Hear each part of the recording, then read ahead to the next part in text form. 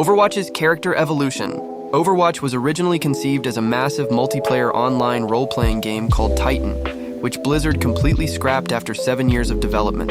Instead of abandoning the project entirely, they reimagined the game as a team-based shooter, keeping only the character designs and core team-based gameplay mechanics.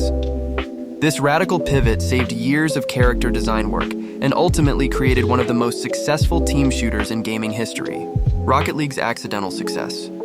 Rocket League was actually a complete remake of an earlier game called Supersonic Acrobatic Rocket-Powered Battle Cars that had originally flopped. The developers knew they had a great core concept, but failed in their first attempt.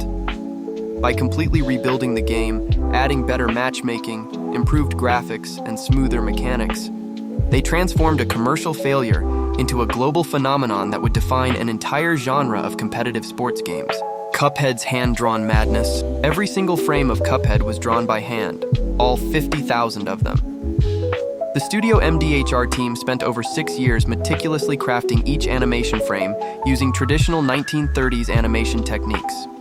Artists would spend weeks creating just seconds of gameplay animation, drawing and redrawing each character movement to capture the perfect vintage cartoon feel. This commitment to authenticity meant the game's development was as complex as playing the notoriously difficult game itself. The Witcher's budget miracle.